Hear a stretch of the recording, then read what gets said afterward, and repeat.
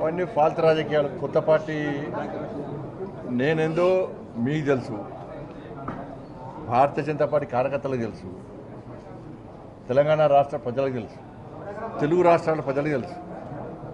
కొత్త పార్టీ పెట్టాలనేటువంటి ఫాల్తు ఆలోచనలు రావు నాకు. అటువంటి ఫాల్తు రాజకీయ నాయకుడిని కాదు.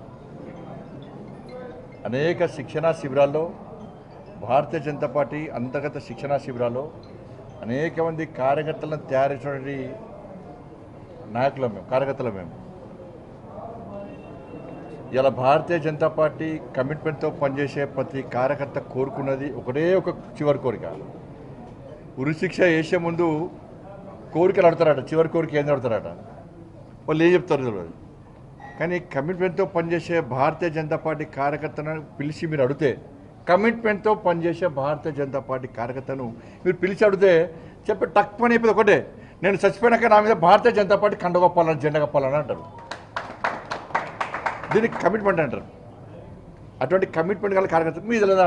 ఇప్పుడు నన్ను అడిగించు, ఎవరు రాస్తూ ఉంటారు, ఎవరో రాస్తూ ఉంటారు, ఏదో చేస్తూ ఉంటారు. కాబట్టి దాన్ని పట్టించుకోవాల్సిన అవసరం లేదు, పట్టించుకోవడం కూడా నేను. ఇటీవల పరిణామాల్లో మిమ్మల్ని మంత్రివర్గ బర్తరఫ్ చేస్తారని కరెక్టే. కేసీఆర్ చేత 17 మంది ఎంపీలు ఉన్నారు. కేసీఆర్ దయాదక్షిణ మోడీ ప్రభుత్వం నడుస్తుంది పాపం. కాబట్టి కేసీఆర్ సమాజం దానిలో కూర్చొని ఫామ్ హౌస్లో కూర్చొని బండి సంజయ్ని బర్తరఫ్ చేస్తారు అంటే నీకు ఒకే ఎంపీ లేడు, బర్తరఫ్ చేయాలంటావు. ఎందుకంటే నీ గడిల పాలన బద్దలు కొట్టింది మేమే, నీ అవినీతి సామ్రాజ్యాన్ని కూకటి వేళ్లతో పెకిలించింది మేమే, నీ కుటుంబ పాలన వ్యతిరేకంగా కొట్టాడింది మేమే. ఉంటుంది, నీకు సహజంగా ఉంటుంది. నీకు 17 మంది ఎంపీలు ఉన్నారు కదా, అందుకే రెచ్చిపోతున్నావు నువ్వు.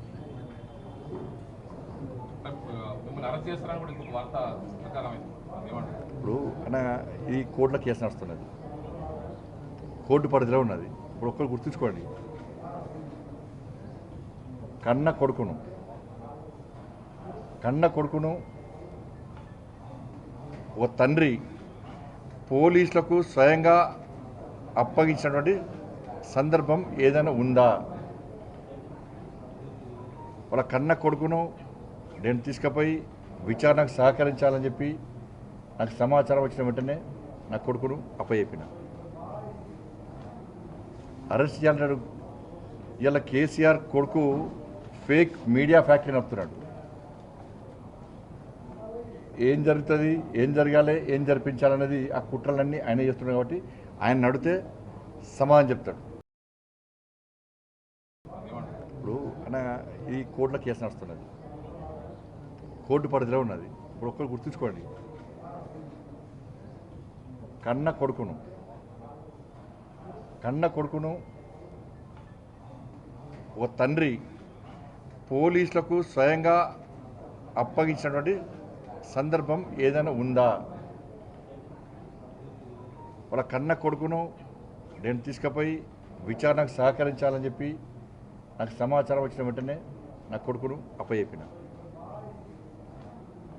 అరెస్ట్ చేయాలంటాడు. ఇలా కేసీఆర్ కొడుకు ఫేక్ మీడియా ఫ్యాక్టరీ నడుపుతున్నాడు.